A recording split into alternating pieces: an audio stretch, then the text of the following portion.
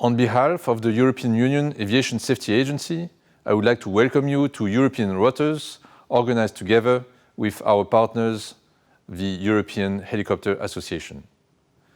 We are proud and happy to be finally launching this major event in the helicopter and VTOL world.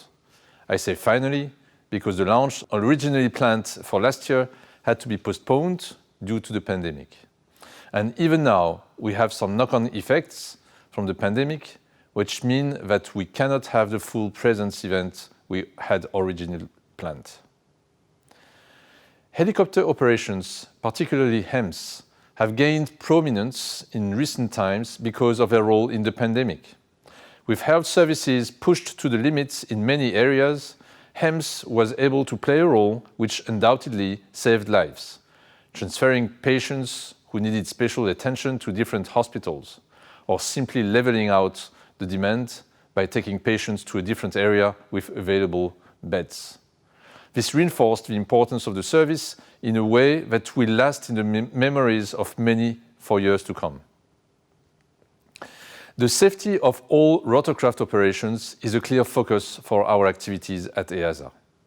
The agency continues to actively promote safety and engage with the rotorcraft community through our online community platform, which we encourage everyone to join. This provides a forum for sharing of safety promotion materials, such as articles and videos, and allows all interested parties to comment and discuss.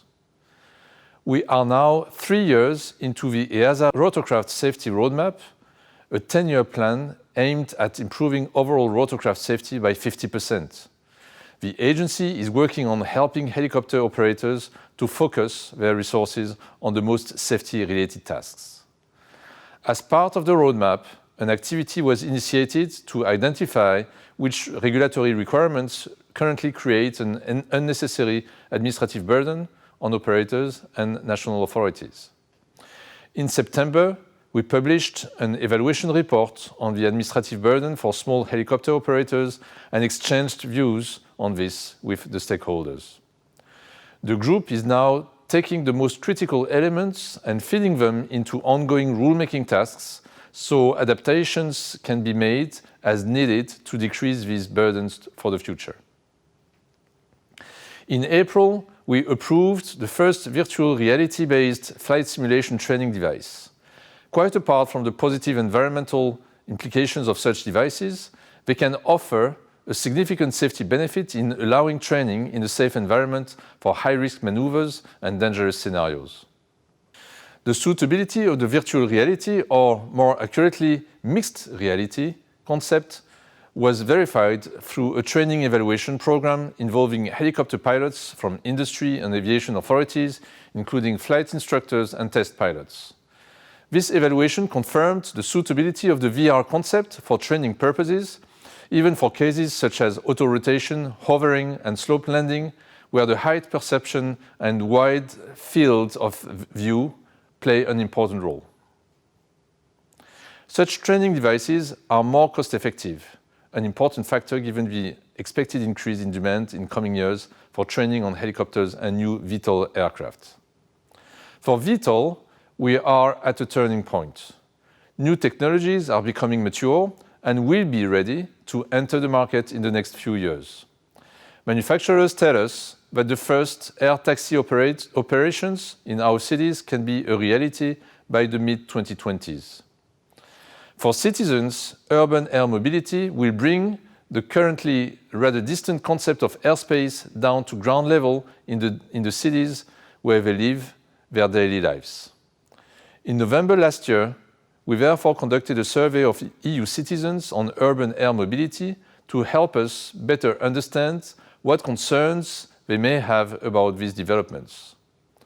The survey canvassed the views of around 6,000 citizens in 6 European cities. The results showed that 83% of respondents had a positive initial attitude towards UAM, with 71% ready to try out UAM services such as air taxi services or parcel delivery.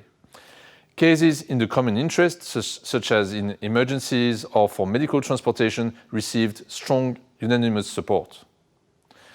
Citizens also welcomed the reduction of ground congestion and cleaner air, but they expressed concerns on noise, security and cybersecurity, as well as the impact on wildlife. It was clear also that they expected safety standards for air taxis and drones to meet the high standards seen elsewhere in aviation. For EASA as a regulator, this information is crucial. It will allow us to set up the rules and regulations for this area in a way that is aligned with the expectations and perceptions of citizens. And it will help us to achieve this in a very short time frame to align with the progress being made to develop such aircraft.